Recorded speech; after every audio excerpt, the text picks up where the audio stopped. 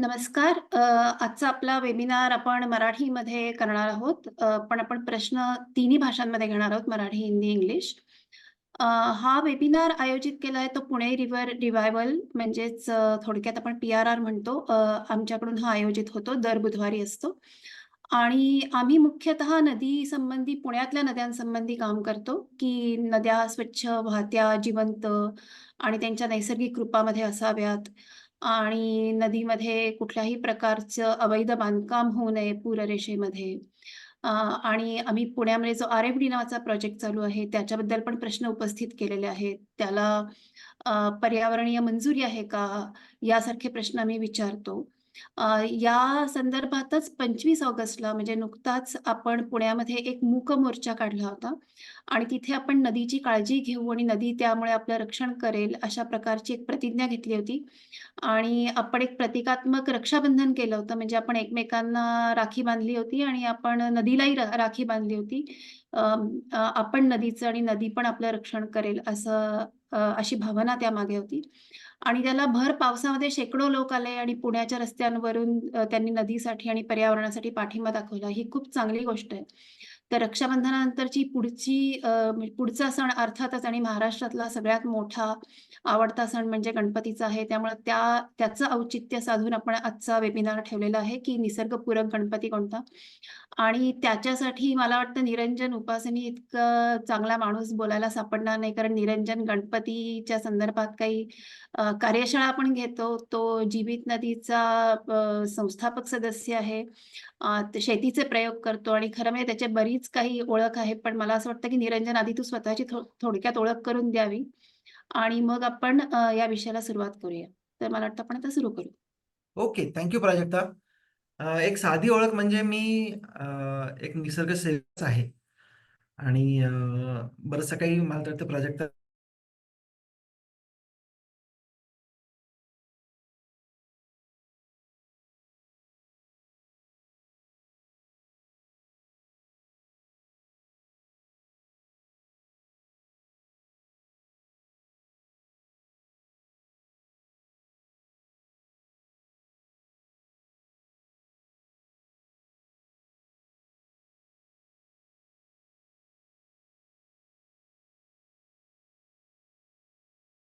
Course केल्यानंतर काय म्हणतो ना आपण एक कॉन्सेप्ट बदलला जीवनाबद्दल आणि मी IT क्षेत्र सोडण्याचा निर्णय घेतला. त्याला 2008 साल उगवला आणि त्याच्यानंतर मी सस्टेनेबल अर्बन लिव्हिंग ह्याच्यामध्ये म्हणजे ह्या विषयामध्येच मी आता काम करतोय. आणि ऑब्व्हियसली 2014 मध्ये जीवित नदी सुरू करण्याचं सौभाग्य मला मिळालं. आणि आज जीवित नदी नक्कीच काम करते, पण मोस्टली जे मी बघतोय ते सोल्युशन पार्ट त्यातला जास्त बघतोय. तर आता आपण बरेचसे लोक जमलेले आहेत. मी माझं प्रेझेंटेशन सुरू करतो. चालेल ना प्राजक्ता? हो, हो. सुरू करूया. शुअर.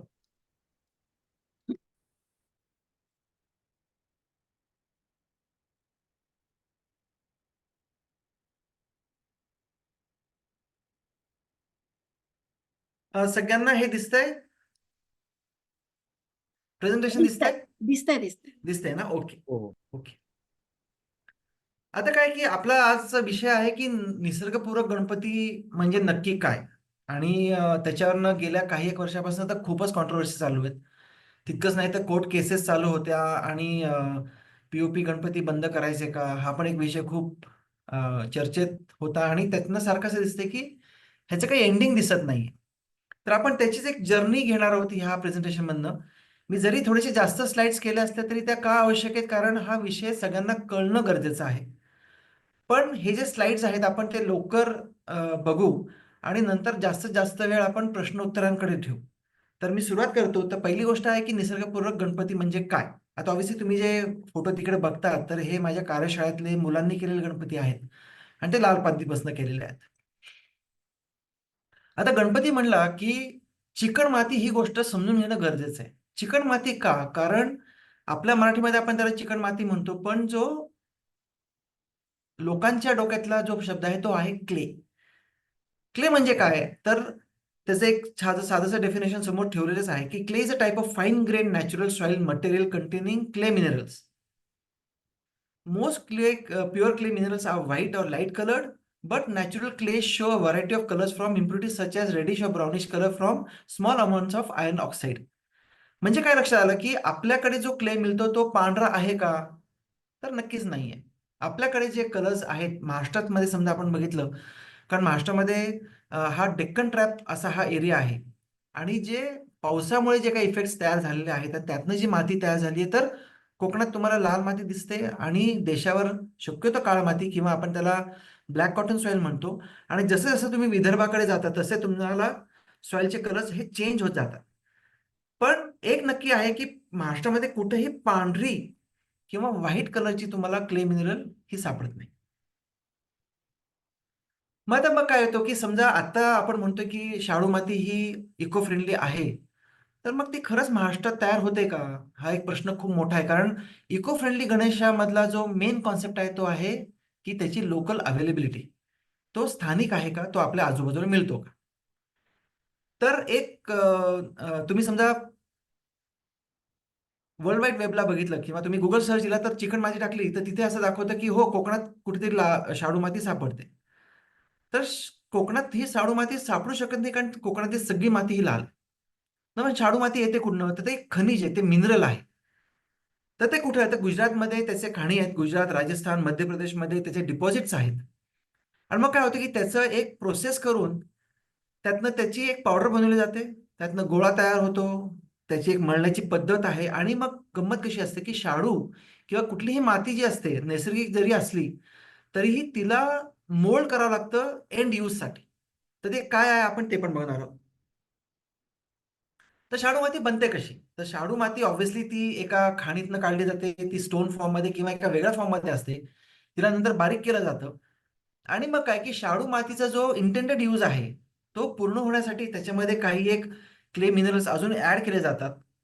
मार्बल डस्ट ॲड केली जाते, मायका, ग्लास पावडर किंवा क्वार्ट्ज. आता एक साधी गोष्ट आहे, की ज्यांनी पॉटरी केली असेल, तर पॉटरी करताना एक असं असतं, की तुम्हाला जी क्ले मिळते, तर त्याच्यामध्ये एक अजून एक काहीतरी गोष्टी टाकाव्या लागतात. त्याला टेम्पर असं म्हणतात. ते टाकल्यानंतर काय होतं, की क्ले हा स्टेबलाइज होतो. बेसिकली क्ले म्हणजे काय, की तुम्ही कुठेही एका जागेवर समजा एक कुऱ्हाड मारली किंवा तुम्ही कुदळ मारली, तर तो जो एक शायनी पार्ट राहतो ना, तर तो त्या क्लेमुळे फॉर्म होत असतो. हे समजणं किंवा हे गोष्ट आपल्या लक्षात येणं खूप गरजेचं आहे. कारण मग जे काही पुढचे कॉन्ट्रोव्हर्सीज आहेत ते होणार नाहीत.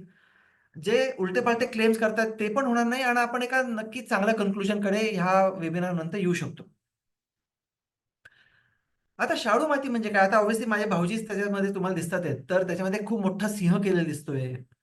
ॲक्चुअली काय होतं, की शाडू माती, जी जसं मी आता प्राजक्ताला म्हटलं, की मी 89 पासनं ह्या मातीला ओळखतो. कारण जेव्हा माझ्या ताईचं लग्न झालं ह्या मूर्तिकाराबरोबर, तेव्हापासून मी ही क्ले बघत आलेलो आहे. आणि तेव्हा कसं होतं, की तेव्हा शाडू मातीचे गणपती इतके काही फेमस नव्हते. पण ही जी क्ले होती किंवा ही जी शाडू माती होती, ही आर्टिस्ट क्ले आहे. आता आर्टिस्ट काय करतो? तर आर्टिस्ट ही ह्या क्लेला वापरतो आणि त्याची जी बेसिक मूर्ती आहे ती त्यातनं तयार करतो. ह्याच्यावर मोल्ड चढवतो आणि मग नंतर मोल्डमधनं तुम्हाला काय फायनल मूर्ती करायची ते ठरतं. मग ती ब्रॉन्झ असेल, मग तुम्हाला कुठली मेटलची पाहिजे किंवा तुम्हाला प्लास्टर ऑफ पॅरिसची पाहिजे. जे काही असेल ते या मोल्डमधनं नंतर तुम्हाला तुमची फायनल मूर्ती काढता येते. जे आता आपण जयदीप बरोबर बोलत होतो बघा, की माझी एक मूर्ती किंवा मी ज्याच्यासाठी बसलो होतो, ती एक मूर्ती त्याच्या सोसायटीमध्येच आहे. तर ती फायबरमध्ये केलेली आहे. पण त्याचं जे बेसिक काम आहे ते ह्या शाडू मातीमध्ये केले गेलेलं आहे. आणि तुम्हाला एक दिसेल, की शाडू मातीमध्ये केलेले हे जे गणपती आहेत, त्याचं एक फिनिशिंग फक्त डोक्यात ठेवा आणि नंतर मी तुम्हाला जे पी-ओ-पीचे गणपती दाखवणार आहेत, त्यातलं फिनिशिंग आणि त्याचं जे काही डिटेलिंग आहे त्याच्यामध्ये आपण थोडीशी चर्चा करू. सेकंड जे येतं ते आहे plaster of Paris. Actually plaster of Paris ही नंतरची प्रोसेस आहे. ॲक्चुअली जे मेन खनिज आहे, ते आहे जिप्सम. तर जिप्सम काय, की त्याचे क्रिस्टलाईन फॉर्ममध्ये तो दगड असतो. त्याला एका पर्टिक्युलर हीटिंग प्रोसेसमधनं त्याच्यातनं जे वॉटर पार्टिकल्स असतात, ते काढले जातात. त्याचं रूपांतर एका पावडर फॉर्ममध्ये होते, ज्याला आपण प्लास्टर ऑफ पॅरिस म्हणतो. बरं जे लोकं कोकणात गेलेले आहेत किंवा त्यांना कोकण माहिती आहे, तर तुम्हाला माहीत असेल की कोकणामध्ये आधी प्रत्येकाच्या घरामध्ये चुना बनवण्याची एक छोटीशी पद्धत होती. मग चुना कसा बनवला जायचा, की जे घरात शिंपले यायचे खाण्यासाठी, तर ते शिंपले ठेवले जायचे. त्याला भट्टीमध्ये गरम करून त्याला थंड करताना त्याच्यावर पाणी शिंपडलं जायचं एका पर्टिक्युलर टेम्परेचर नंतर आणि त्यातनं काय निघायचं तर खाण्याचा चुना त्यातनं निघायचा. तर हीच प्रोसेस ॲक्चुअली आहे. कारण जो जिप्सम आहे आणि जो चुना आहे त्याच्या खाणी समजा आपण बघितलं तर त्या बेस मिनरल जो आहे तो सेमच आहे. फक्त फॉर्मेशन वेगळं-वेगळं आहे. तर तुम्हाला जो प्लास्टर ऑफ पॅरिस मिळतो तो पण जिप्समच्या माइन्समधनं मिळतो. त्याला एका पर्टिक्युलर प्रोसेस नंतर किंवा त्यातनं बरेचसे डेब्रिज काढल्यानंतर जो जिप्सम उरतो त्याला एका पर्टिक्युलर टेम्परेचरला गरम केलं जातं आणि जेव्हा तो ट्रान्सफॉर्म होतो तो प्लास्टर ऑफ पॅरिसमधनं होतो. आणि प्लास्टर ऑफ पॅरिसमधनं केलेले गणपती हे सुबक का असतात हे पण आपण पुढच्या आपल्या स्लाइडमध्ये बघणार आहोत. आता तुम्हाला दिसेल की ह्याच्यामध्ये मी जो एक डिफरन्सिएशन दाखवला आहे शाडू मातीच्या गणपतीमध्ये आणि पी-ओ-पीच्या गणपतीमध्ये. तर प्लास्टर ऑफ पॅरिसचा गणपती काय आहे, की त्याला एकदा कलाकाराने गणपती बनवला, त्याच्यावर एकदा मोल्ड चढला, त्याचे थोडेसे प्रती काढल्या, की नंतर त्याचे रेप्लिकेशन्स करण्यासाठी तुम्हाला कलाकार लागत नाही, तुम्हाला फक्त वर्कर लागतात. त्यांनी काय करायचं, तर पी घ्यायचा, तो पाण्यामध्ये मिक्स करायचा आणि गंमत म्हणजे काय आहे, की हा जो प्लास्टर ऑफ पॅरिस आहे, हा एक्झोथर्मिक आहे. म्हणजे जेव्हा तो पाण्यात मिसळला जातो, तेव्हा तो परत बेस मिनरलमध्ये कन्व्हर्ट होतो. म्हणजे त्याचं कन्व्हर्जन परत जिप्सममध्ये होतं. आणि जेव्हा जिप्सम बनवताना जसं आपण त्यातलं पाणी काढलेलं आहे, तर इथं आपण पाणी ॲड करतो म्हणून त्याच्यामध्ये हीट तयार होते. आणि हीट तयार झाल्यानंतर काय होतं, की पी-ओ-पीचं जे मटेरियल आहे ते थोडंसं एक्सपांड होतं. ते कॉन्टॅक्ट होत नाही, की जे एका चिकणमातीचं किंवा एका मातीची प्रॉपर्टी आहे, त्याच्यामध्ये पी-ओ-पी हा सरस ठरतो. कारण तो एकदा एक्सपांड झाल्यानंतर त्या सगळ्या मोल्डच्या कानाकोपऱ्यात तो जातो. आणि त्याच्यामुळे काय, की पी-ओ-पीपासून बनवलेली जी मूर्ती आहे ती सुबक होते. आणि त्याचं प्रोडक्शन करणं खूप सोपं आहे. कारण प्लास्टर ऑफ पॅरिस जो आहे तो हार्डली काही मिनिटात घट्ट होतो. त्याच्या आतनं समजा आपण त्याला कोको फायबरमधनं त्याला समजा आपण स्ट्रेंथन केलं तर अजून मोठी मूर्ती आपल्याला करता येते. म्हणून जो उजवीकडे लालबागचा राजा जो आहे, तर लालबागची राजाची मूर्ती पण आपल्याला का घडवता येते? कारण आतनं एकदा तुम्ही आर्मेचर केलं तयार, जे एका मेटलमधनं केलं जातं. त्याला काथ्या गुंडाळला आणि त्याच्यावर समजा आपण प्लास्टर ऑफ पॅरिसचं कव्हरिंग करत गेलो, तर तुम्हाला प्लास्टर ऑफ पॅरिसची कोणतीही, कितीही भव्य मूर्ती तयार करता येते. कारण ते मटेरियलच तसं आहे. म्हणजे काय, की त्याचे जे गुण आहेत ते मदत करतात कुठलीही भली मोठी मूर्ती आपल्याला तयार करण्यासाठी. आणि ह्याचा समजा आपण वापर बघितला तर काही एक दशकांपूर्वी सुरू झाला आणि एवढ्या मोठ्या-मोठ्या गणपतीच्या मूर्ती तयार व्हायला लागल्यात. नाहीतर त्याच्या आधी प्लास्टर ऑफ पॅरिस नसल्यामुळे आणि आतलं जे आर्मेचर आहे ह्याचं जाण कमी असल्यामुळे आपल्याकडे गणपतीच्या मूर्ती ह्या छोट्या होत्या. पण जेव्हा हे ज्ञान आलं तेव्हा अगदी मुंबईच नाही तर पुण्यामध्ये आणि इव्हन साऊथमध्ये खूप ठिकाणी अशा भल्या मोठ्या गणपतीच्या मूर्ती तयार व्हायला लागल्या.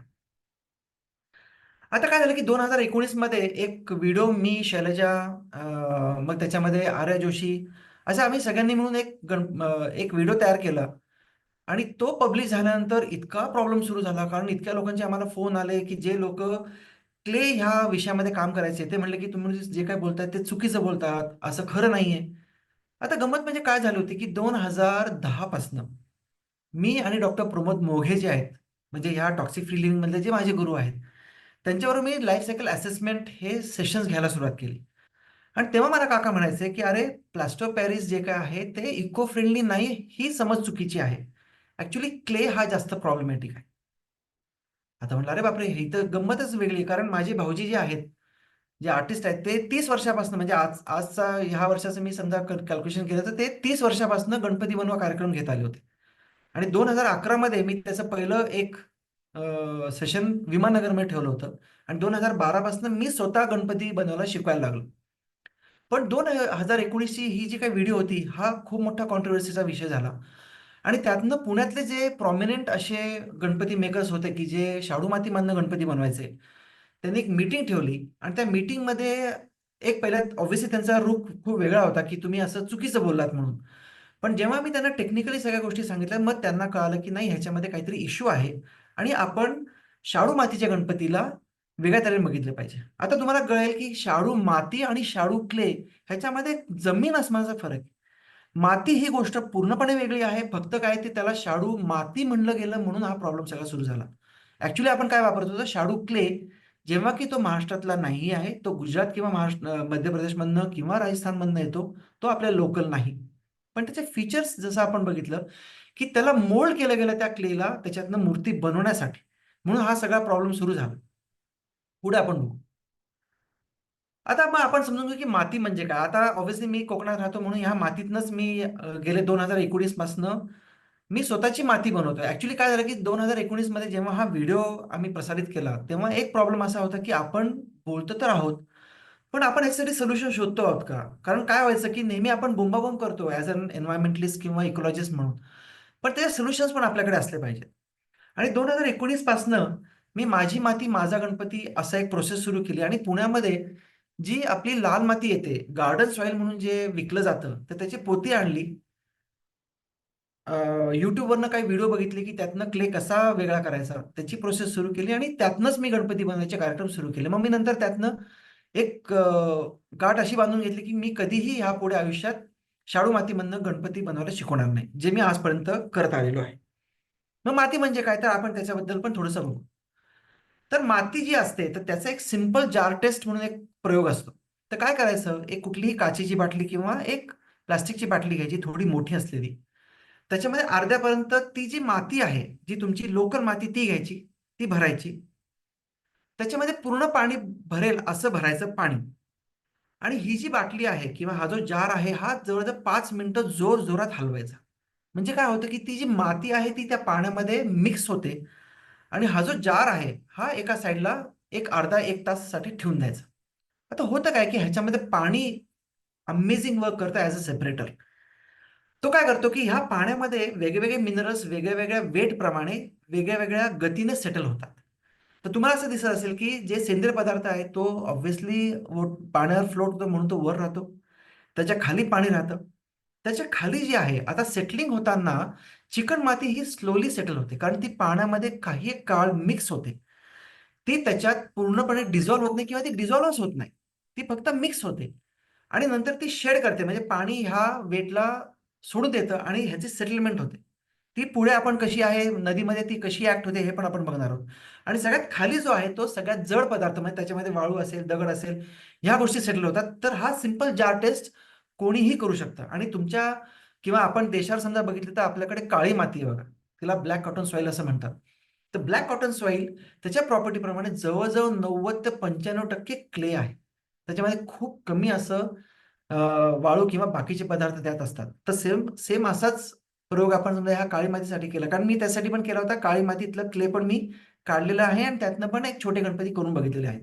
म्हणजे काय की आपली जी लोकल माती आहे त्यातनं गणपती घडवू शकतो. त्याला फक्त घडवण्यासाठी आपले थोडेसे अल्टरेशन्स लागतात. ते कसे काय ते आपण पुढे बघू.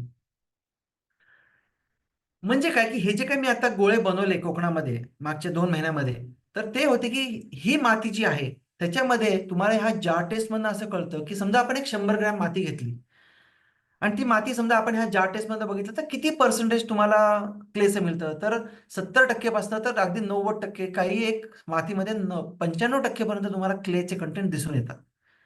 कारण अनेक जिओलॉजिकल ॲक्टिव्हिटीज हजारो वर्ष झालेल्या असतात आणि त्यातनं ह्या मातीचं म्हणजे ह्या दगडाचं कन्व्हर्जन जे आहे त्या मातीतनं होतं. मातीतनं त्याचं कन्व्हर्जन क्लेममधनं, क्लेमधनं अजून बाकीच्या काही गोष्टी त्यातनं घडत असतात. आणि आपण काय करतो, की जेव्हा आपण एक पर्यावरणपूरक माती म्हणतो, तर त्यातनं हा क्ले कंटेंट वेगळा केला जातो. म्हणून एक तुम्हाला कळलं असेल, की जे आधीचे आपण प्लास्टर ऑफ पॅरिसचे किंवा आपण शाडू मातीचा जो क्ले बघितला, तो काय आहे आणि आपल्याकडचा लोकल माती. आता ऑब्व्हियसली मी इथं कोकणात होतो म्हणून लाल माती, पण समजा हेच गोष्टी मी पुण्यात केल्या असत्या, तर मी लाल काळ्या मातीतनं पण हे केले असते आणि तुम्हाला तसे पिक्चर्स दाखवले असते. आता आपण बघू की निसर्गाकडे ह्या गोष्टी घडतात कशा? तर अगदी साधी गोष्ट आहे, पाऊस पडतो जोरात. ऑगस्ट महिन्यापर्यंत जोरात पाऊस पडल्यानंतर जे काही वाहून येतं डोंगरावरनं, तर नदी वाहत असताना त्याच्यामध्ये ह्या सगळ्या गोष्टी मिक्स होतात आणि नदी वाहते. म्हणून त्याचं जे पाणी आहे ते आपल्याला गढूळ दिसतं. जे अगदी समोर आपल्या या पिक्चरमध्ये दिसतंय, की जेव्हा पाऊस सुरू होतो आणि नदी खळखळा वाहते, तेव्हा तिचं पाणी क्लिअर नसतं. ते मातकट असतं किंवा गढूळ असतं. मग पुढे होतं काय, की जेव्हा ह्या नदीचं पाणी ओसरतं, तर जसं आपण त्या जार टेस्टमध्ये बघितलं, ते त्याच्यामधले जे काही डेब्रिज आलेले असतात, त्या लँडवर किंवा त्याच्या किनाऱ्यावर सेटल व्हायला लागतात ह्या पाण्याचे. मग काय होतं, की त्याच्यामध्ये दगड-माती येईल, काही ठिकाणी वाळू डिपॉझिट होते. सो नो वंडर, की नदीतल्या पात्रामधनं आपण जी वाळू काढतो, तर ती ह्या प्रोसेसमधनंच फॉर्म झालेली असते डोंगरामधनं आणि नदीमध्ये. ज्यातनं वाळू तयार होते आणि वाळू कशी असते, की वाळू ह्या नदीच्या पात्रात राहते. पण नदीच्या साइडला मातीचे डिपॉझिट्स तयार होतात. मग काय, की आता हे जे पाणी आहे, की जे सोडून गेलेली आहे माती, तर मातीला जेव्हा तुम्ही एका जार टेस्ट प्रमाणे किंवा तुम्ही त्याला प्रोसेस केलं, तर प्रोसेस कसं करायचं तर अगदी असं आहे, जे माझ्याकडे कोकणामध्ये मी हा केलेला सेटअप आहे. तर माती घ्यायची, जे बकेट तुम्हाला दिसतात आहेत, त्याच्या खालच्या बकेटमध्ये ते ठेवले जातात. त्याला एक अर्धा तास पाणी भिजवायचं. नंतर त्याला खूप चांगलं जोराने त्या बकेटला हलवायचं. बघा, आता माझ्याकडे ड्रिल मशीन असल्यामुळे मी त्याला एक उपकरण लावलेलं आहे आणि हे पाणी जोरात तुम्ही फिरवल्यानंतर एक जाळी दिसते बघा, वरचे जे 4 बकेट आहेत त्याच्यात एक जाळी ठेवलेली आहे. तर त्यातनं हे पाणी पास करायचं. म्हणजे काय होतं, की त्या जाळीचा जो काही मेश साईज आहे त्याप्रमाणे माती खाली पडते. मग ही 4 बकेटमध्ये माती पडली का मग तिला 2-3 तास शांत होऊ द्यायचं. कारण जो सिल्ट किंवा क्ले असतो त्याला पाण्यातनं सेटल व्हायला वेळ लागतो. म्हणून आपण जो जार टेस्ट आहे त्याला पण आपण 1 तास देतो. कारण जी तुमची पाण्यातली माती आहे ती सेटल होण्यासाठी तितका वेळ लागतोच लागतो. तर मग आपण काय करतो, की असं केल्यानंतर मग ती जी माती निघते त्यातलं पाणी निथळावं म्हणून अशा बॅग्स बांधून ठेवल्या जातात. आणि बॅग बांधल्यानंतर त्याचा जेव्हा वॉटर कंटेंट हा एका पर्टिक्युलर लेव्हलला येतो, तेव्हा ह्या बॅग उघडायच्या आणि तुम्हाला जे समोर 4th जी इमेज आहे, ती त्या क्लेची आहे. म्हणजे असे गोळे त्यातनं तयार होतात. आता हा झाला खूप मोठा पार्ट, की जो क्ले आहे ह्याचा. कारण तो सगळ्यात जास्त कॉन्ट्रोव्हर्शियल आहे. पण त्याच्यापेक्षाही जास्त कॉन्ट्रोव्हर्शियल आहे हा रंग. आता त्याच्यामध्ये काय होतं, की तुम्ही कुठलाही क्ले घेतला, तर तुम्ही त्या सगळ्या क्लेला, मग ती लाल माती असो, ती शाडू माती असो किंवा पी गणपती असो, तो तुम्हाला नैसर्गिकरित्याही रंगवता येतो आणि तो कृत्रिम रंगाने पण रंगवता येतो. आता कॉन्ट्रोव्हर्सी इथनं सुरू होते, की रंग काय वापरले आहेत आणि ते रंग जातात कुठे शेवटी. मग पुढचा काय, की तुम्हाला एक डावीकडे दिसेल, की कृत्रिम रंगाने रंगवलेला जो पी-ओ-पीचा गणपती आहे, तो अतिशय सुंदर दिसतो, सुबक असतो. जसं मी सांगितलं, की पी जे मटेरियल आहे, ते जसं थंड व्हायला लागतं, तसं ते एक्सपांड होत जातं, ते गरम असल्यामुळे आणि तो सगळ्या कानाकोपऱ्यात त्या मोल्डच्या पोहोचतो. म्हणून तुम्हाला गणेशाची मूर्ती ही जास्त सुबक, सुंदर दिसते. पण उजवीकडे जी आहे, तर ती जी तो जो गणपतीचा मोल्ड आहे, तो साधा मोल्ड आहे. कारण त्याच्यामध्ये जो क्ले वापरला गेलेला आहे, तो शाडू मातीचा आहे. म्हणून गणपती जो बनतो तो त्यातनं इतका राखीव किंवा रेखीव आणि आखीव नसतो. तो थोडासा डल ह्या ह्याने येतो आणि त्याच्यावर जे गणपतीचे रंग चढवले जातात, जरी ते नॅचरल असते तरी पण ते डल दिसतात. कारण त्याला ब्राईटनेस जसा ह्या डाव्याकडच्या कृत्रिम रंगामध्ये आहे, गोल्डन कलर म्हणा किंवा बाकीचे कलर इतके ब्राईटली तुमच्या डोळ्याला येतात, तसं ह्या गणपतीमध्ये येत नाही. हा कलरचा प्रॉब्लेम आहे. पण गंमत अशी आहे, की जो नैसर्गिकरित्याने रंगवलेला गणपती आहे, तो त्या रंगाच्या मागे पी पण असू शकतो बरं का. म्हणजे असं नाहीये, की हा गणपती असा आहे म्हणून तो शाडू मातीचाच असला पाहिजे. इव्हन तो लाल मातीचा पण गणपती असू शकतो. इतकंच नाही तर आता काही एक गणपती बनवणाऱ्या लोकांनी अशी गंमत सुरू केलेली आहे, की तो थोडासा डल गणपती बनवायचा. त्याला रंग लाल किंवा ह्या नैसर्गिक रंग द्यायचा आणि म्हणायचं, की नाही हा इको फ्रेंडली गणेश आहे म्हणून. पण जेव्हा तुम्ही नंतर बघता तर ॲक्चुअली आतली मूर्ती ही प्लास्टर ऑफ पॅरिसची पण असू शकते. मग काय आहे, की आता गणेश मूर्तीचं विसर्जन आहे. हा एक खूप मोठा पार्ट येतो, की पहिली गोष्ट तुम्ही एक धरून ठेवली पाहिजे, की तुमची माती कोणतीही असो, लोकल असो, की तो पी असो, मग ती शाडू माती असो, काही पण असो, आत्ताची नद्यांची स्थिती अशी काहीच नाहीये, की ती कुठलंही विसर्जन घेऊ शकते. मग आपण त्याच्यामध्ये एक काय शोधलं, की चला लोकांनी मग घरी विसर्जन करावेत. ठीक आहे, मान्य आहे. काही लोकांनी त्या नदीपाशी येऊन हौदात त्याचं विसर्जन करावं, ते पण मान्य आहे. पण गंमत काय ते आपण ह्याच्यामध्ये थोडासा जो रंग पार्ट आहे, हा आपण थोडासा त्याच्यामध्ये बघू, की त्याचे इश्यूज काय येतात. तर आपण विसर्जन करतो, नक्की ठीक. मग ते भले एका कृत्रिम टाकीमध्ये जरी आपण त्या गणपतीचं विसर्जन केलं, मग भले तो पी असो, मग तो कुठल्याही पदार्थाचा असो, आपण त्याला कृत्रिम टाकीमध्ये त्याचं विसर्जन करतो.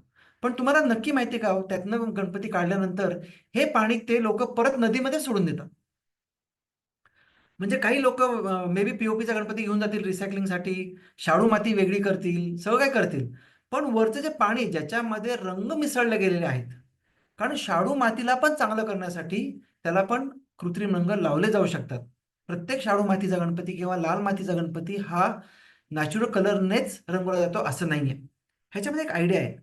काय केलं जातं, की ह्या मूर्ती झाल्यानंतर त्याला एक कोट दिला जातो. त्याला प्रायमर म्हणतात किंवा कोणी स्त्रिया समजा मेकअपला जात असतील, तर आपण त्याला फाउंडेशन म्हणतो बघा.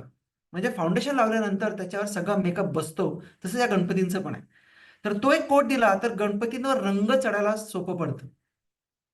आणि त्यातल्या त्यात पीओपी जास्त चांगला, कारण काय की त्याला तुम्हाला पॉलिश पेपरनी घासता येतं, जे पॉसिबल नाहीये लाल मातीचा गणपती किंवा शाडू मातीचा गणपती, कारण त्याला पॉलिश पेपर लागला तर त्याच्यावर रेघोटे येतात. पण प्लॅस्टर ऑफ पॅरिसच्या गणपतीमध्ये हा फिनिश खूप छान होतो. पण रंग हा नेहमी कॉन्ट्रोवर्सी आहे, की जरी मी माझा गणपती कृत्रिम एका टाकीमध्ये विसर्जित केला, त्यातनं जरी मटेरियल हे रिसायकलिंगसाठी गेलं, तरीही हे पाणी जे आहे हे नदीमध्ये नंतर सोडलं जातं. मग आता गणेश मूर्ती जी चिकण माती आहे व रंग. आता बरेचसे लोक आपल्या आताच्या ह्या नवीन आयडियाला मान्य करतात, की बाबा नाही, आपण गणपती हा नदीत काही विसर्जित करणार नाही, आपण तो टाकीत देऊ किंवा जे डोनर्स असतात त्यांच्याकडे देऊ. पण शेवटी हे नक्की ह्या गोष्टी जातात कुठे? कारण आपण म्हणतो की रिसायकलिंग होईल, बरेचसे लोक ती माती घेतील. त्याच्यामध्ये पण एक कॉन्ट्रोवर्सी खूप मोठी आहे, की जेव्हा शाडू माती ही घट्ट होते, तर तुम्ही समजा ती मातीचे पोते तुम्ही गुजरातवरनं घेतले तर अगदी ₹2 तर ₹10 किलोने तुम्हाला ती माती मिळते. ती घेणं आणि ही जी रिसायकल झालेली किंवा गणेश मूर्ती विसर्जन झाल्यानंतरची जी माती असते, चिकण माती किंवा शाडू माती आहे किंवा तुम्ही इव्हन लाल माती पण घ्या. तर ती प्रोसेस करायला, त्या मूर्ती करायला खूप मोठा एफर्ट्स लागतात. कारण त्या मातीला त्याचा चुरा करण्यासाठी किंवा त्याला परत बारीक करण्यासाठी ह्याची एक वेगळी मशिनरीची इन्व्हेस्टमेंट करावी लागते. आणि परत काय होतं, की ह्या मातीमध्ये जे बाकीचे पोल्युटंट्स ॲड होतात, ते त्यांना बाहेर काढता येत नाही आणि पुढच्याच गणपती करताना त्याचे इश्यूज येतात. कारण ती जी चिकण माती आहे त्याच्यामध्ये फॉरेन मटेरियल आल्यामुळे त्याचं मोल्डिंग नीट होत नाही. म्हणून आता जसे की जे काही आपण पुनरावर्तन सारखे जे एफर्ट्स बघतोय, खूपच छान आहेत. पण काय की तिकडे मूर्तिकारांना ह्याचे प्रॉब्लेम्स येऊन जातात, की त्यांनी आता ही माती वापरायची कशी? म्हणून काय होतं, शेवटी ह्या बऱ्याचशा मूर्तींचं हे असंच स्वरूप तुम्हाला बघायला मिळतं. म्हणजे बऱ्याच ठिकाणी गणपतीचे रंग, गणपती बनवण्याचा जो काही बेस मटेरियल आहे तो, आणि ऑब्व्हियसली त्याच्यावर पिशव्या, प्लास्टिक, मग निर्माल्य तर वेगळंच म्हणा, आणि हजारो गोष्टी ह्या वॉटर बॉडीजमध्ये जातात. मग पर्यावरणपूरक पूरक नक्की गणपती काय? तर त्याच्यात असं आहे, की मी आता ह्याच्या कार्यशाळा गेल्या आता 4-5 कार्यशाळा घेतल्या. मी पण आता एक 4 ते 6 पण एक कार्यशाळा घेऊन आलो. तर त्याच्यामध्ये काय आहे, की तुमची जी ही काही माती आहे ती स्थानिक असावी. आणि त्याच्यामध्ये ही जी लेडीने मुद्दामून तुमच्या समोर घेतलंय, ही जी फॅमिली आहे, तर ती लेडीने मला खरंच अगदी मनापासून विचारलं. त्या म्हणल्या, की म्हणे, "ह्या गणपतीची मी स्थापना करू का घरी? मी बाहेरनं गणपती नाही आणला तरी चालेल का?" म्हटलं, "अगदी चालेल." कारण मेन म्हणजे काय, की जेव्हा आपण प्राणप्रतिष्ठा ही गोष्ट म्हणतो, तेव्हा काय, की तुम्ही जेव्हा गणपती फॉर्म करत असताना किंवा त्याला घडवताना जे प्राण तुमचे स्वतःचे देतात, ते बनवत असताना, ती घडवत असताना त्यालाच प्राणप्रतिष्ठा म्हणतात. आता याचे खूप छान व्हिडिओ भट काकांचा आहे, की ही जी माती आहे, ह्याच्यातनं जो गणेश घडलेला आहे, ती गणेशाची विसर्जन केल्यानंतर जी माती आहे, ती शेतामध्ये टाकली पाहिजे. ॲक्चुअली ती नदीत जाता कामा नये. आणि तसं म्हणलं तर आर्या जोशी आहेत, ते ह्या ह्याच्यातले खूप चांगले एक्सपर्ट आहेत. तर त्यांनी असं सांगितलं, की ॲक्चुअली 1 महिन्याचा व्रत असतो गणपतीचा उत्सव म्हणजे. आणि गणपती हा फक्त 1.5 दिवसाचाच असावा, त्याच्यापेक्षा जास्त नाही. कारण तुमची माती ती क्रॅक होण्याच्या आधी गणपती तुमचा तयार होऊन, तो बसवून, त्याची पूजा-अर्चा करून तो 1.5 दिवसात विसर्जित पण केला गेला पाहिजे. आणि आपली ट्रेडिशन काय सांगते, की तुम्ही ज्या नदीच्या किनाऱ्यावरनं किंवा त्याच्या तटावरनं ही जी माती आणता, तिला पूजून त्याच्यातनं जो काही गणपती घडवता, तो 1.5 दिवसाचा असावा, त्याच्यानंतर त्याचं विसर्जन व्हावं. तर पर्यावरणपूरक म्हणजे काय, की लोकल माती, आपण स्वतः घडवलेली ती मूर्ती असावी आणि ज्या ठिकाणावरनं माती तुम्ही उचलली आहे, तिथं ती परत जाणं. कारण माती हा शब्द पूर्णपणे चुकीचा आहे. तो आहे क्ले. म्हणजे आपण त्या मातीतनं एक कंपोनेंट काढलेला आहे. तो कंपोनेंट आपण परत मातीला दिला, तर ही जी सायकल आहे ती पूर्ण होते. आता हे व्हिडिओज आहेत. मी ऑब्व्हियसली हा सगळा जो काही प्रेझेंटेशन आहे तो मी शेअर करणार आहे. तर तुम्ही ह्या लिंकवर जाऊ शकता. त्याच्यामध्ये ॲक्चुअली एक व्हिडिओ आहे. तो आहे अ, एका कोकणातले एक भट आहेत आणि त्यांचा आहे. मग त्यांनी गणपती उत्सव खूप छान तऱ्हेने एक्सप्लेन करून सांगितलेला आहे. भट काकांचे काही एक व्हिडिओ आहे. त्यांनी Instagramवर 2 दिवसापूर्वी मी एक प्रोग्राम केला होता रिचरखामध्ये. तर त्याचं एक 1 तासाचं रेकॉर्डिंग ह्याच्यामध्ये आहे. मग पर्यावरणपूरक गणपतीचं तंत्र आणि मंत्र नक्की काय? मग आपण कशाला पर्यावरणपूरक म्हणायचं? पहिली गोष्ट काय, की तुमची गणेश मूर्ती ही खूप छोटी असली पाहिजे. जसं आर्य जोशी म्हणते, की तो अंगठा एवढा गणपती असला तरीही तो पूजनीय आहे आणि तो तितकेच धनलाभ किंवा तो लाभ तुम्हाला देऊ शकतो, की जो एक मोठ्या मूर्तीमधनं तुम्हाला मिळू शकतो. तर गणपतीची मूर्ती किती मोठी आहे, किती छोटी आहे, मग ती वाढीव आहे का? हा प्रश्नच नाहीये. रादर असं आहे की जितका कमी छोटा गणपती, जितका तो आपण स्वतःहून तयार करू, जितकी त्याची लोकल माती असेल, तितका तो पर्यावरणपूरक गणपती ठरतो. त्याच्या मटेरियलवरनं ठरत नाही किंवा तो किती रिसायकल होतो ह्याच्यावरनं ठरत.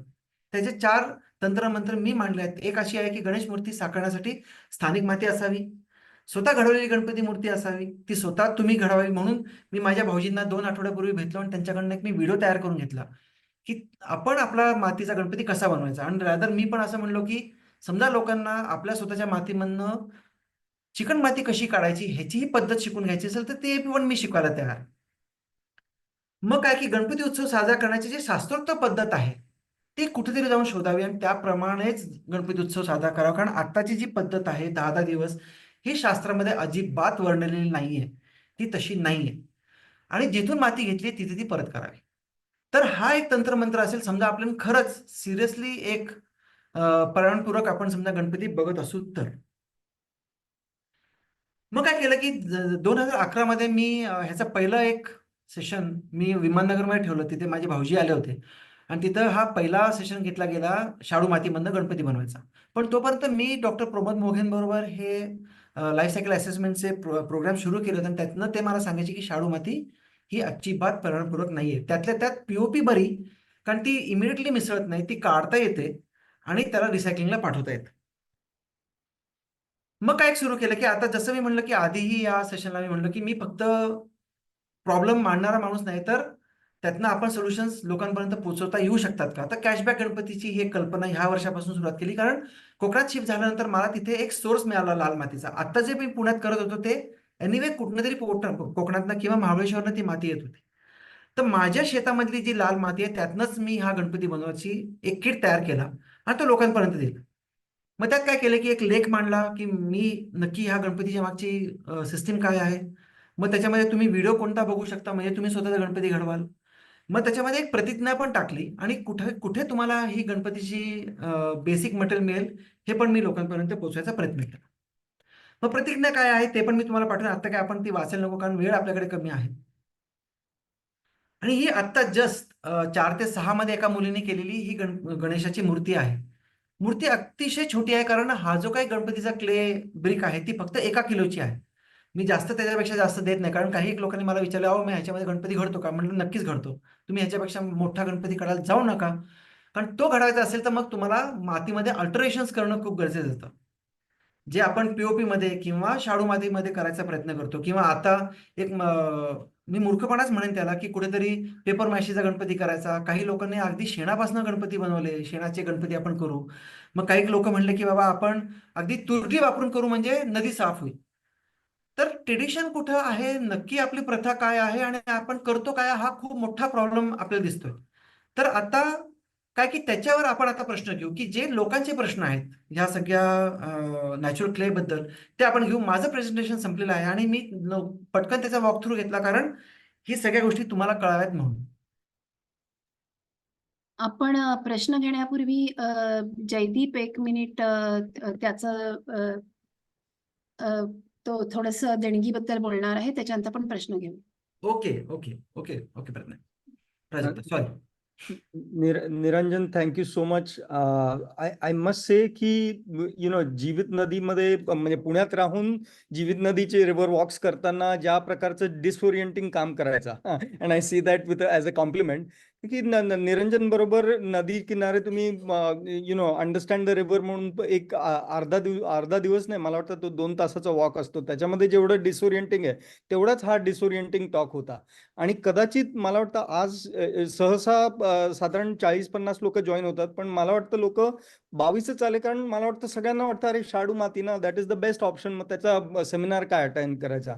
आणि हिअर बरोबर आहे. You have disoriented me, so thanks for that. But for the volunteers for the others who are here, I want to make a plea कि people like Niranjan who have practically devoted their entire lifetimes, they gave up most of their careers working on eco-friendly ventures which pay very little, devoting their life to the improving the health of the rivers by giving river walks or by making sure that we don't put bad things into the river.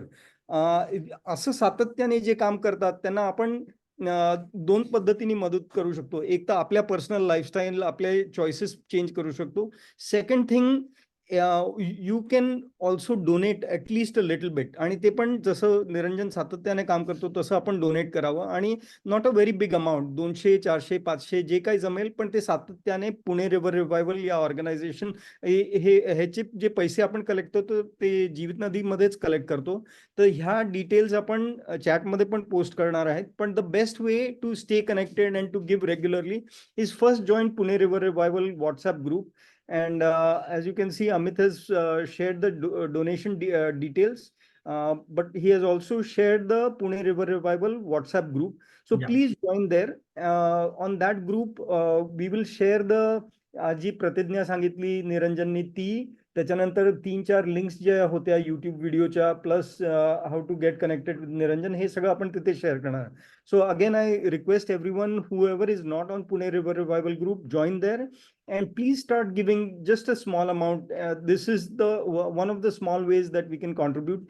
And I assure you, the foundation that Niranjan has led is really rock solid.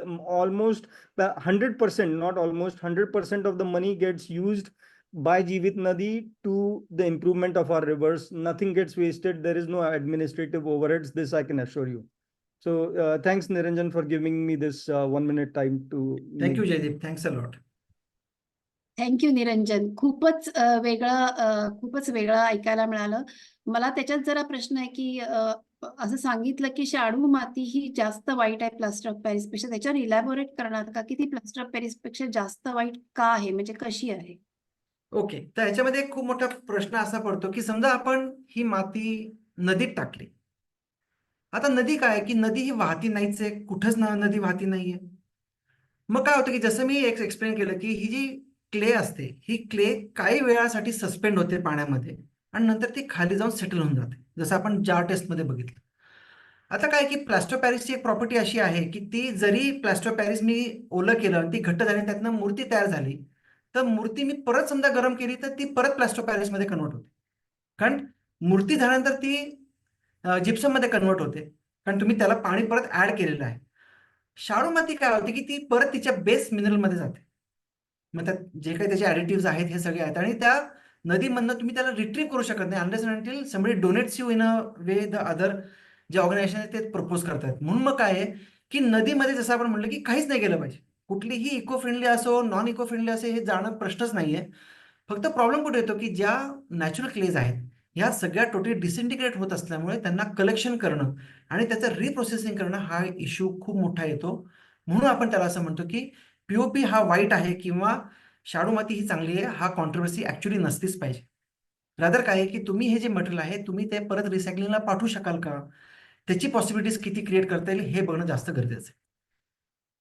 म्हणजे मग शाडूची जी मूर्ती आहे ती जर collect केली तर ती पुन्हा रिसायकल नाही होणार की होईल ती? ती होण्यासाठी ज्याचं आपण म्हणलो की त्याला परत खूप मशिनरीज लागतात हा. आणि तुमचा जो बेस मिनरल आहे तो बदलतो. म्हणून मग काय होतं की हे जे मूर्तिकार आहेत त्यांना ती माती वापरणं अवघड पडतं. नाही तर मग काय की इव्हन मी नगरलाही पूर्ण माती पाठवू शकतो माझ्या भाऊजींकडे. त्यांना हम्म, ट्रक लोड्समध्ये ही शाडू माती लागते त्यांच्या मूर्त्यांसाठी, कारण ते मोठ्या मोठ्या मूर्त्या तयार करतात. पण हम्म. होतं कसं की इथे त्याची क्वालिटी चेंज होत असल्यामुळे बरेचसे मूर्तिकार त्याला एक्सेप्ट करायला तयार होत नाहीत.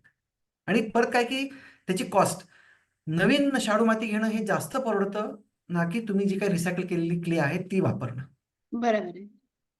आता इथे अजून असा एक प्रश्न आला की we keep a barrel for विसर्जन for all type of Ganesh in society, so where to throw the remaining water. आता ते जर त्यात जर सगळे रंग उतरलेले आहेत तर आता ते पाणी कुठे टाकणार मग? मी तर म्हणेन take the responsibility for it. मग ते तुमचे गार्डनमध्ये टाका, त्यातनं समजा तुमचे झाडं मेली तर गुड इनफ. नदीत गेलं तर नदी तशी मरतीच आहे, तुम्ही अजून तिला मारा. सी काय माहिती का की ह्याच्यामध्ये इफ्स अँड बट्स नाहीच आहेत. जी गोष्ट चुकीची आहे ती चुकीचीच आहे. आता काय होतं की ह्याला मी अजून इको फ्रेंडली, अजून नेचर फ्रेंडली करणार कसं? कारण नेचर फ्रेंडली किंवा इको फ्रेंडली हा गणेश नाहीच आहे.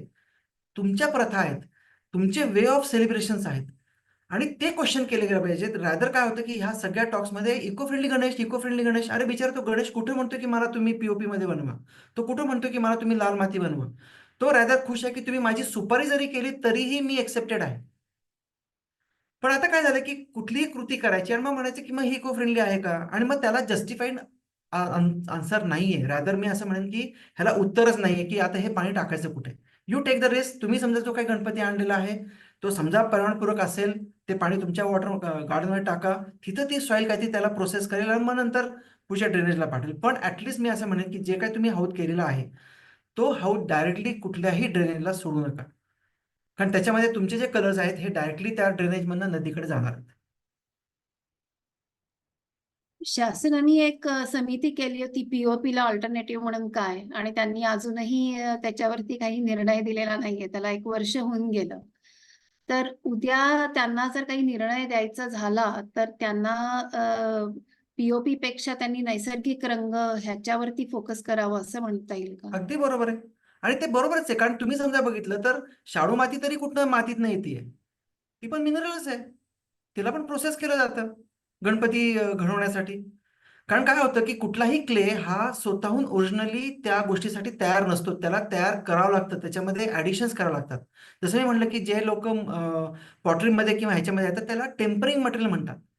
आणि टेम्परिंग मटेरियल म्हणजे काय असतं की ते त्याच्यातनं चिखल होत नाही किंवा तो पाण्यात किंवा ह्याच्यामध्ये त्याचा गोळा होत नाही. आणि तो ॲड केला जातो ह्या क्लेमध्ये म्हणजे त्याची स्ट्रेंथ वाढावी म्हणून. तर तुम्ही एक असं बघाल की समजा लाल मातीचा गणपती डिझॉल्व्ह झाला आणि ती माती समजा तुम्ही हातात घेतली तर ती शाडू मातीपेक्षाही थोडीशी रफ असते. कारण शाडू माती तुम्हाला अगदी पातळ लागेल, कारण ती मशीन्समधनं प्रोसेस करून तुमच्याकडे येते.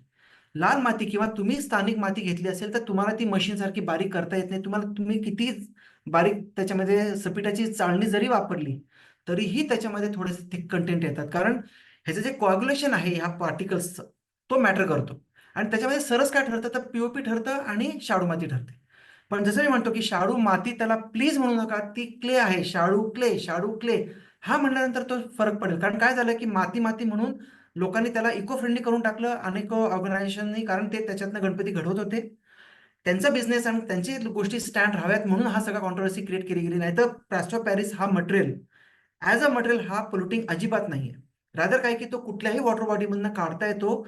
त्याला समजा पोस्ट प्रोसेसिंग केलं तर तो जास्त इझिली प्रोसेस करता येतो, ना की तुमची शाडू माती किंवा लाल माती किंवा कुठलीही स्थानिक माती. अनलेस अंटिल त्याचा जो कंटेंट आहे किंवा तो गणपती आहे तो छोटा आहे. मोठा तुम्ही काहीतरी करायला गेला तर त्याचं डिस्पोज करणं हा खूप मोठा प्रॉब्लेम आहे. इव्हन तुमचा ट्री गणेश पण काय की तो सगळा क्ले आहे. त्यातनं झाडबीड काही येतं हा खरंच मोठा मोठा मूर्खपणा आहे. क्ले म्हणणं, कारण क्ले कसं असतं की क्ले हा परत पार्ट झाला मातीतला. नंतर काय होतं की ही नंतर जी माती आहे ती घट्ट होऊन जाते. इव्हन तुम्ही खूप लोकांना विचारा की ज्यांनी शाडू मातीची माती विसर्जनानंतर समजा कुंडीत टाकली असेल तर ते झाड मेलेलं आहे. कारण क्लेची प्रॉपर्टीज अशी आहे की जेव्हा ती सेटल होते तेव्हा ती इम्परव्हियस होते. ती पाणी घेऊ शकत नाही, ती खाली पाणी ट्रान्सफर करत नाही. म्हणून समजा तुम्ही एक मातीचा गणपती घेतला, जरी तो लाल मातीचा असला तरीही तो 10 कुंडीमध्ये डिस्ट्रीब्यूट करा. तो एका कुंडीमध्ये टाकूच नका. ते इतकं गच्च होतं की त्या मुळांना हवाच जात नाही असं त्याचं. नाहीच आहे, कारण क्लेची प्रॉपर्टीज ती आहे. म्हणजे रादर मी असं म्हणेन की जे लोक आता मला इथे ऐकतात आहेत त्यांनी जाऊन फक्त क्लेचे प्रॉपर्टीज नेटवर बघावे की क्ले म्हणजे काय आहे आणि तो इम्परव्हियस काय होतो. म्हणून आपण काय म्हणतोय की कुठलाही क्लेचा गणपती हा समजा नदीत गेला तर तो खाली जाऊन तळाला एक इम्परव्हियस लेअर तयार करतो. आणि ह्या नद्या वाहत्या नसल्यामुळे काय होतं की ती खालची जी काही लेअर आहे ती कधीच उकरली जात नाही पाण्यामुळे.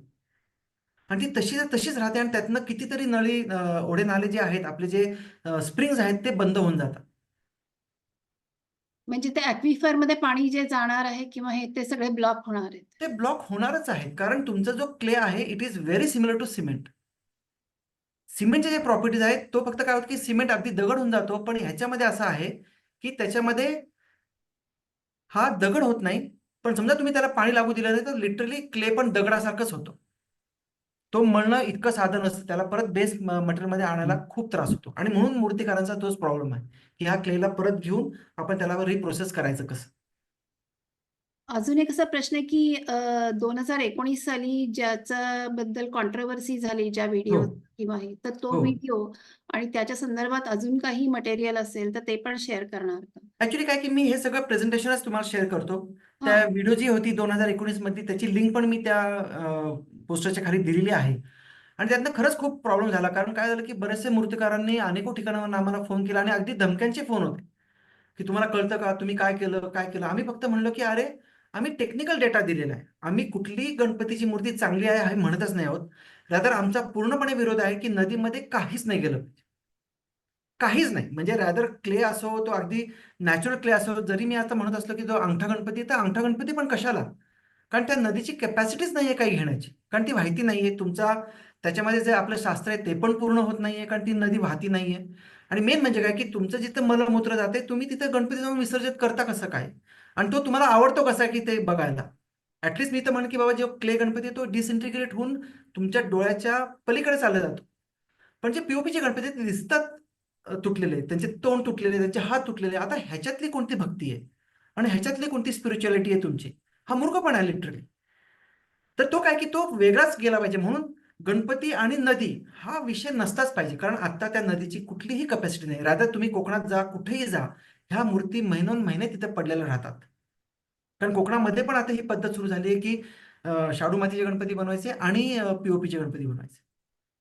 पण त्याच्यामुळे काय होतं की इथे ही सगळी नद्या मानल्या जात आहेत ना. कोकणामध्ये पण हीच बोंब आहे. आणि मुंबईला लोकांना असं वाटतं की समुद्रात मुंबईचे तर खूपच माणसाच्या उंची एवढे मोठे-मोठे गणपती असतात आणि हो, ते समुद्रामध्ये जातात आणि लोकांना हो. असं वाटतं की आम्ही समुद्रात टाकतोय म्हणून ते ठीक आहे असं. ठीक नाहीच आहे. सी म्हणून तर मी काय म्हणतो ना, की इफ्स अँड डोंट्स, ज्याच्यामध्ये मी म्हणतो की तंत्र-मंत्र काय आहे, की गणपती छोटाच असावा. कारण पी-ओ-पीचा गणपती असा आहे, की तुम्ही आतलं आर्मेचर जितकं मोठं कराल, तितका मोठा गणपती होऊ शकतो. अगदी 50 फुटी काय 500 फुटी पण तुमचा गणपती होऊ शकतो. कारण तुमचा armature is what decides the size of Ganesha. वरचा जो पी-ओ-पी आहे, हा फक्त लेप आहे वरचा. आणि काय होतं, की प्लास्टर ऑफ पॅरिसचे गणपती हे खूप हलके असतात बाकीच्या मातीच्या गणपतीपेक्षा. ते बनवण्यासाठी पण सोपे असतात. एकदा तुम्ही त्याची मूर्ती मूर्ती बनवली, त्याचे 10 साचे बनवले, तर तुम्ही हजारो गणपती काही दिवसात बनवू शकता. ती गोष्ट फक्त मातीत नाहीये. ती गोष्ट जे नॅचरल क्ले आहे त्याच्यामध्ये नाही, कारण त्याचं प्रॉपर्टीजच चेंज होतात. आणि पी प्रॉपर्टी पूर्णपणे वेगळी. म्हणून कॉन्ट्रोव्हर्सीमध्ये काय, की हे पूर्णपणे दोन्ही मटेरियल वेगळ्या तऱ्हेने बघितले पाहिजे. की त्यांचं बिहेवियर कसं आहे आणि नेचरमध्ये गेल्यानंतर ते कसे बिहेव करतात आणि त्यांची रिसायकलेबिलिटी काय आहे. जसं मी आता म्हटलं की बाबा मी कॅशबॅक गणपती दिलेला आहे. तर मी जो काही किट तयार केला त्यात मी असं म्हटलं की समजा तुम्ही माझ्याकडनं किट घेतला तर ₹400 ला आहे आणि तुम्ही समजा मला माती विथ निर्माल्य आणि मी जी ती काही तुम्हाला पिशवी दिली आहे ती तुम्ही समजा मला परत केली तर ₹200 माझ्याकडनं परत घेऊन जा. कारण ही जी क्ले आहे जिथनं मी आणली मी तिथेच परत करणार आहे आणि माझे जे झाडं आहेत ते त्यातनं बेनिफिट होणार आहे. कारण ही जी निर्मितीची जी काही ऊर्जा त्या गणपतीत जाते, दॅट इज व्हॉट इज प्राणप्रतिष्ठा. प्राणप्रतिष्ठा ही काहीतरी वेगळे मंत्र म्हणून हे म्हणून नाही होत. प्राणप्रतिष्ठा एक सिंपल अशी प्रोसेस आहे, की तुम्ही तुमच्या छातीवर हात लावायचा आणि त्या मूर्तीला फक्त हात लावायचा आणि म्हणायचं, की मी माझे प्राण तुला देतोय. तुला मी जिवंत करतोय. आणि त्याला हलवल्यानंतर काय होतं, की तो गणपती परत मृत अवस्थेत जातो. म्हणून त्याला पार्थिव गणेश म्हणलं गेलेलं आहे. तर आपल्याकडे जी पॉवर दिली आहे, की तुम्ही एक गणपती तयार करायचा म्हणजे देव तयार करायचा, स्वतःचे प्राण त्याला द्यायचे आणि नंतर त्याच्याकडनं प्राण काढून घ्यायचे परत. आणि त्याला म्हणायचं, की तू पुढच्या वर्षी परत ये. आणि नो वंडर, की ह्या एका सणामुळे खूपसा महाराष्ट्र हा मूर्ख झालेला आहे. म्हणजे लिटरली मी तुम्हाला म्हणू, की जितके पाप चढवता येतील तितके ह्या महाराष्ट्र माणसांनी आपल्या स्वतःवर चढवून घेतले, ह्या फक्त गणपती ह्या विषयावरनं. इव्हन मग त्याच्यामध्ये कुठलीही माती असो. मी तर म्हणतो, की माती ही अतिशय लोकल असावी. गणपती हा अंगठा एवढाच असावा जसं आर्य जोशी म्हणते तसं. आणि जिथनं ती माती घेतली तिथे ती परत जावी जसं भट गुरुजी म्हणतात तसं. कारण ह्या मातीमध्ये जी ऊर्जा आलेली असते ती आपण नदीला देतो. ती ऊर्जा जी असते मग त्याच्यामध्ये गणपतीचं साईज मॅटर करतच नाही. फक्त ती क्ले, छोटीशी क्ले असली तरी पण ती ऊर्जा तुम्हाला पास ऑन करता येते. आणि भट काकांचे म्हणणे असं आहे, की ती जी ऊर्जा आहे ती जेव्हा तुम्ही एका शेताला देता, त्याचे 1000 पट त्याचे इफेक्ट्स तुम्हाला मिळतात. And that's what I would say, की जो खरंच ब्लेसिंग देणारा गणपती आहे तो तोच आहे. हे बाकीचे सगळे थोतांड आहेत. किती किट्स गेले यावर्षी असे की जे ऍक्च्युली मला थोडासा उशीर झाला कारण माझ्या पायाला कोकणात लागलं आणि त्यालाच ठीक व्हायला जवळजवळ 2-2.5 महिने लागले. ओ पण जे आता कैलाश माने पण याच्यामध्ये आहे तर त्याच्याकडे आम्ही 18 लोकांसाठी हा कार्यशाळा घेतली. जे 2 कार्यशाळा झाल्या ज्या छोट्या मुलांसाठी तिथे जवळजवळ 20-21 मुलं होती आणि किट जवळजवळ मला ते असं वाटतं की एक 20-25 विकल्या गेल्या असाव्यात. अच्छा. म्हणजे आता पण सुरुवात आहे असं म्हणतोय. आता ही पण सुरुवात आहे. हां, पण हे सुरुवात आहे. पण त्याच्यामध्ये वाढू एक मेन आहे, की तुम्ही हां. मला क्ले परत दिली पाहिजे आणि तुम्हाला खरं सांगतो प्राजक्ता, गंमत अशी आहे, की मी जेव्हा आता लोकांना क्ले मागतो, की मी तुम्हाला ₹200 परत देईन, आता कोणीच मला क्ले द्यायला तयार नाही. म्हणजे काय आहे, की गणपतीची मूर्ती किंवा तुमची जी आराधना आहे ती पैशांवर बेस्ड आहे का? मग का बरं मग पैसे पण का लावावेत ह्या गोष्टींना? तुम्ही समजा एक अर्धाने केलेली गोष्ट आहे ती तुम्ही परत द्या ना. पण आता मी 200 रुपये परत देतो म्हणून पण लोक देत नाहीयेत. म्हणजे आतापर्यंत ज्या ज्या लोकांनी माझ्याकडनं गणपतीची किट नेलं आहे 400 रुपये देऊन, ते मला म्हटलं की आम्ही तुला परत माती देणार नाही आणि ते 200 रुपये आम्ही तुझ्याकडनं परत घेणार नाही. आणि मी त्यांना म्हणतो, अहो माझी झाडं त्याच्यातनं चांगले जगतील, माझ्या शेतामध्ये त्याच्यातनं त्याचा बेनिफिट येईल. आता काय झालं की हे म्हणल्यानंतर मग लोकांना त्याची व्हॅल्यू कळायला लागते, जेव्हा तुम्ही प्रत्येक गोष्ट पैशांच्या मध्ये मोलायला किंवा तोलायला लागतात तेव्हा. आणि हा एक खूप मोठा प्रॉब्लेम मला असा दिसतो की हा कुठल्याही सणासुदीला आहे, की पैशाचा मोल हा जास्त केला जातो त्या सणापेक्षा किंवा त्या उत्सव मूर्तीपेक्षा. अजून कोणाला प्रश्न आहेत का? तशी आपली वेळ संपत आलेली आहे. आपल्या प्रश्न नसतील तर मग आपण आता थांबूया. Niranjan Just 1 second. Sure I just sure wanted to say thank you, Niranjan. This was really an eye opener thank you because, madam. like Jaideep said, that we kept thinking that Shaducha Ganpati. Today only I signed for our foundry that Shaduchi Murti Ana.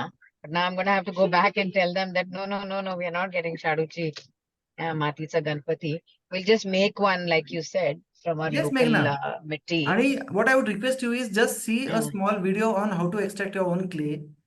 correct. शेजारची कुठलीही चांगली माती घेऊन यायची, त्याला फक्त एक चुन्नी लागते आपली सिंथेटिक, आणि Correct. त्यातून तुम्ही क्ले Correct. एक्सट्रॅक्ट करू शकता, स्वतःचा गणपती घडवू शकता.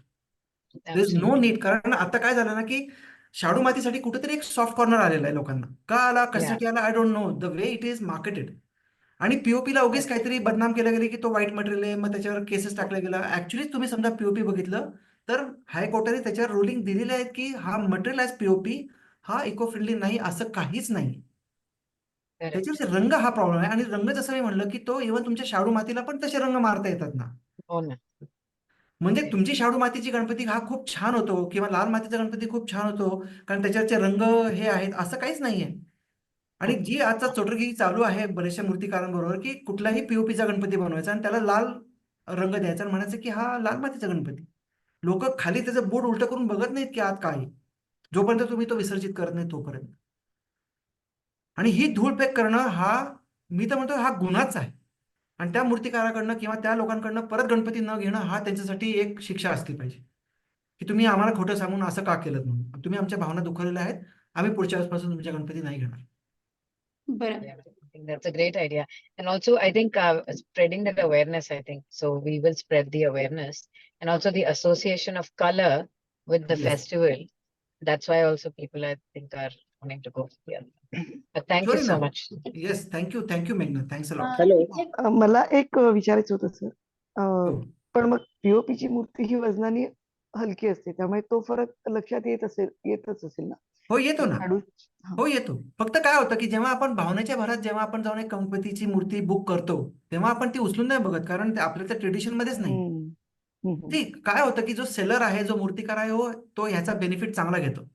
तो म्हणतो की लोकांनी बघितली मूर्ती, ते मूर्ती बघतात आणि बुक करतात. त्याला उचलून त्याला खाली त्याच्या बुडाखाली काय आहे हे कोणीही बघत नाही. आणि हा प्रॉब्लेम बरोबर. आहे. तो घरी आल्यानंतर जेव्हा तुम्ही स्थापित करता आणि जेव्हा तुम्ही त्याला विसर्जनासाठी नेता तेव्हा तुम्हाला बेसिकली काय मटेरियल वापरलं गेलं हे कळतं. हम्म. मला आणखीन एक होतं की जे नैसर्गिक रंग म्हणजे तो प्रश्न कुठल्याही मटेरियलला आहे, पीओपी किंवा शाडूला. तर अशा काही खूप सोप्या पद्धतीनं त्यातले काही ठराविक रंग जे आहेत ते नैसर्गिक पद्धतीनं कसे तयार करायचे, हे बघा, अगदी त्याचा साधी अवेअर गोष्ट आहे की तुम्ही फक्त हा गोष्ट विचार करा की तुमचा विसर्जित केल्यानंतर ही माती आणि त्याचा रंग किंवा त्याचं पाणी कुठे जाणार आहे. बरोबर. समजा ते तुमच्या गार्डनमध्ये जाणार असेल तर मग हळद, कुंकू आहे हम्म, आणि तुमचा तो हम्म, बुक्का आहे. ह्या सगळ्या तिन्ही हम्म, गोष्टी फक्त हळदीपासून तयार करता येतात. बेस मटेरियल तेच आहे, तुम्ही त्याचे कंटेंट फक्त चेंज करायला गेला तर त्यातनं बुक्का पण तयार होतो आणि त्यातनं इव्हन कुंकू पण तयार हम्म. होतो.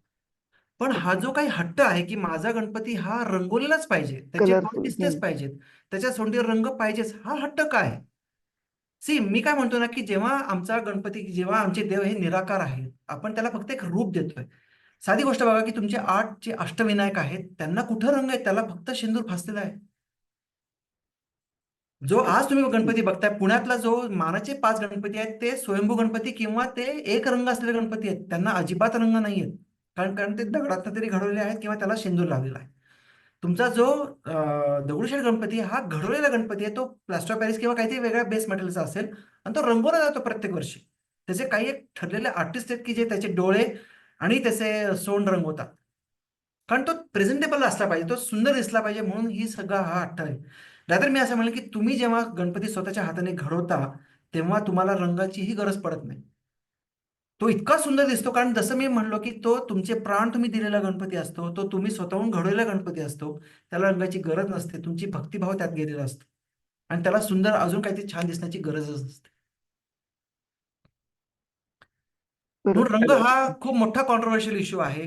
तो का आला, का इतके सुंदर सुंदर गणपती बनायला लागले? कारण आपल्याकडे तसे कलर्स तयार होत गेले आणि तुमचा जो बेस कोट आहे, जे फाउंडेशन आहे, म्हणून तुम्हाला कुठल्याही स्त्रीला अगदी सुंदर करता येतं, कारण फाउंडेशन लावलं की त्याच्यावर कितीही पोतं तुम्हाला मेकअप चढवता येतो. म्हणून तुमचं फाउंडेशन आणि गणपतीवरचा जो प्रायमर आहे ह्याला कंपॅरिझन मध्ये ठेवा, की कुठलाही बेस मटेरियलचा गणपती हा सुंदर करता येतो. त्याला काहीच प्रॉब्लेम नाही. जेव्हा ना अगदी तुमच्याकडे जो नॅचरल लाल मातीचा किंवा तुमचा कुठलाही काळा मातीचा गणपती असेल, त्याला समजा तुम्ही बेस कोट मारला तर कुठलेही सुंदर रंग त्याच्यावर चढवता येतात आणि तो प्रॉब्लेमच नसावा. म्हणून इको हॅलो. फ्रेंडली किंवा नॉन इको फ्रेंडली हा प्रश्नच येत नाही, कारण तुम्ही जसं मी म्हणलं की तुम्ही शेवटी त्याला विसर्जित करता कुठे हा मॅटर करतो. कारण इव्हन तुमचे जे नॅचरल कलर्स आहेत, तुमच्या नदीला ते खरंच लागतात का हो? नीरजचा फोन तुम्ही आहे विचारलं त्यांना का की त्याला हळद लागते का किंवा अजून काही गोष्टी लागतात का? तर नाही लागत. येस सर, बोला. लागवणकर सर. हा नमस्कार. हा मी हो, Shashikant yes yes Lagwankar. Sir, yes. बोला. नमस्कार. हा मी शशिकांत लागवणकर बोलतोय. तुमचं बोला सर. प्रेझेंटेशन चांगलं झालं, ही पहिली गोष्ट. धन्यवाद. ओके. Thank you so much. मी पण पर्यावरण गतिविधीमध्ये काम करतो. ओके. माझी एक सजेशन होती की जसं आपण पूर्वी जेव्हा भारतामधले वृक्ष कमी व्हायला लागले तेव्हा आपण मग आधी परदेशी वृक्ष वापरायला लागलो, हो. सुबाबूळ वगैरे, किंवा मग आता लक्षात आलं की सुबाबूळ नको, आपले देशी वृक्ष लावा. ओके. हो. त्याचप्रमाणे आधी प्लास्टर ऑफ पॅरिस, मग आता शाडू माती. तर आम्ही घरी काय करतो, तर आम्ही धातूची मूर्ती ची प्रतिष्ठापना करतो गेले कित्येक वर्ष, बरोबर आणि आहे. प्रतिकात्मक त्याचं आम्ही सुपारीचं विसर्जन करतो आणि अगदी ती अगदी सुपारी वापरतो. ओके. आता मला सांगा की दिवसेंदिवस शहरातल्या लोकांचं राहण्याचं प्रमाण वाढलंय. म्हणजे एकेकाळी 40% लोक शहरात होते, आता 60% जास्त लोक शहरात राहत आहेत. एखादा माणूस 20 मजली इमारतीत राहतोय, तर तो माती आणायला जाणार कुठं आणि तो माती गोळा करणार कुठं? तर अगदी माझं बरोबर. असं मत आहे की हे आपण म्हणजे एकेका पायरीने पुढे जाण्यापेक्षा आपण सुरुवातीला सांगायला पाहिजे की तुम्ही धातूचीच मूर्ती वापरा, आणि मग शक्य असेल तर आपण या शाडू माती किंवा इतर घरी केलेल्या मातीचा विचार करूया. हे असं करावं असं माझं मत आहे. म्हणजे आपलं अगदी बरोबर आहे. तर म्हणजे अगदी म्हणजे बरोबर. मला म्हणायचं की आपल्या प्रेझेंटेशन मध्ये पहिला जोर असायला पाहिजे की तुम्ही शक्यतो मातीची मूर्ती करूच नका, कारण माती आणायला जाणं आणि ती माती प्रदूषित असणार, ती गोळा करणं हा एक मोठा काम आहे. हल्ली मुलांना आई वडिलांशी बोलायला जिथे वेळ नसतो, ते ती माती काढणार कोण आणि माती गोळा कोण करणार आणि गाळणार कोण, म्हणजे हे सगळं अगदी पुस्तकात बरोबर. ठीक आहे. तर मला असं वाटतं ही प्रत्येक ठिकाणी तुम्ही तुमच्या बॅनरमध्ये लिहायला पाहिजे की तुम्ही धातूचीच मूर्ती वापरा, ते जास्त सर्वात योग्य ठरेल आणि ते पर्यावरण पूरक ठरेल असं मला वाटतं. अगदी बरोबर आहे. हे सांगायला काही हरकत नाही. फक्त काय होतं की आजचा जो विषय होता की पर्यावरणपूरक नक्की माती काय? म्हणून काय होतं की मी माझं जे कॉन्सन्ट्रेशन आहे प्रेझेंटेशनचं ते माती ह्या विषयावर ठेवलं. आता जेव्हा ओके. भक्तिभाव येतो, समजा एक सण साजरा करण्याची पद्धत आहे, तर मग त्याच्यामध्ये नक्कीच धातूची मूर्ती आली किंवा सुपारी हा विषय नक्कीच येतो. पण काय होतं की 45 मिनिट्समध्ये हे सगळे विषय मांडणं थोडंसं अवघड पडतं. नाही, बरोबर आहे. अगदी कारण बरोबर. हा म्हणजे उदाहरण द्यायचं झालं तर हे प्लास्टिक कलेक्शन करतात लोक, जी कलेक्ट करतात, पण त्यात प्लास्टिक वापरू नका हा संदेश कुठेच दिला जात नाही. त्यामुळे लोकांना वाटतं प्लास्टिक गोळा करण्याकरताच आलेले आहेत. तर अगदी. त्याचप्रमाणे मूळ संदेश असा द्यायला पाहिजे की तुम्ही शक्यतो कारण मूर्ती हे करणं हे केवळ अशक्य आहे. म्हणजे त्यापेक्षा न वापरणं हे जास्त योग्य ठरेल असं मला वाटतं की. अगदी बरोबर आहे. बरोबर आहे. ठीक. अगदी बरोबर आहे. धन्यवाद. आणि ओके. आपण काय की ह्या सगळ्या वेगळ्या ज्या पद्धती आपल्याला बरोबर वाटतात आहेत, की ज्या निसर्गाचं रक्षण करतील, त्या लोकांच्या पुढे आणणं हे आपलं कामच आहे. मग हो लेट हो पीपल डिसाईड की बाबा ते काय एक्सेप्ट करतात आहेत. कारण आपण भले किती टेक्निकली किंवा कितीही कळकळीने आपण प्रेझेंटेशन केलं तरी लोक ऐकतील असं नाही. म्हणजे बरोबर आता आहे. मी टॉक्सिक फ्री लिव्हिंगचे सेशन्स घेतो, त्याच्यामध्ये किती गोष्टी सांगितल्या जातात, पण त्याचं अंगीकरण करत नाहीत लोक. मग करणार काय? मग गणपतीची मूर्ती किंवा गणपती हा सण ही खूप लांबची गोष्ट त्याच्यामध्ये येते. म्हणजे अगदी साधं लोकांना टूथपेस्ट बदला हे सांगायचं म्हणलं तरीही लोक ते चेंज करत. मग भले भले त्यांना कॅन्सर झाला तरी चालेल. बरोबर आहे. म्हणजे जे लोक इतकं पण विचार करत नाही ते गणपतीचं कुठे करणार आहेत. तर नक्कीच बरोबर आहे. पॉईंट अगदी योग्य आहे आणि तो आपण ऍड्रेस केलाच पाहिजे. ओके. ठीक आहे. ओके. आपली आपली वेळ खरं म्हणजे संपून गेलेली आहे. येस. तर थांबताना मी सांगते की निरंजन खूपच महत्वाचं सेशन झालं आणि खूप म्हणजे जे ह्या क्षेत्राशी संबंधित आहेत त्या लोकांना सुद्धा बरीच नवीन माहिती मिळाली. आणि सगळ्यात महत्त्वाचं म्हणजे मला आवडलं की प्राणप्रतिष्ठा कशाला म्हणायचं, की तुम्ही तुमचा जीव त्याच्यात ओतून जी मूर्ती करता. अगदी त्या निर्मितीचा आनंद तर आहेच, सौंदर्य तर आहेच त्याच्यामध्ये, आणि तुम्ही तुमचा जीव ओतून केलेली प्राणप्रतिष्ठा, जसं आपण म्हणतो की भावनेचा तू भुकेला रे मुरारी, तसाच तो प्रकार आहे. त्याच्यामुळे प्लास्टर ऑफ पॅरिसच्या कितीही साच्यातल्या मूर्ती तशा देखण्या दिसल्या आणि कितीही चकाचक रंगाच्या दिसल्या, तरी जे नैसर्गिक रंग आहेत आणि अगदी. आपण ज्या भावना ओतून केलेलं आहे तेच शेवटी सुंदर आहे. आणि प्रेझेंटेशन आणि आपण सगळं बाकी YouTube शेअर करणारच आहोत. नक्की. पुढच्या बुधवारी आपण अजून अशाच एका सेशनला भेटूया. तोपर्यंत आता आपण थांबूया. थँक्यू प्राजक्ता, आणि सगळ्या जणांचे खूप खूप धन्यवाद मला ऐकल्याबद्दल. धन्यवाद जरी ताई. माझे काही शब्द थोडेसे हार्श असले तरी काय की ते सत्य आहे, म्हणजे मी त्याला काहीच करू शकत नाही. So thanks a lot. Thank you. Thank you. चला, good night. Good night. Bye. Thank you. Good Bye. Night. Thank you. Bye bye.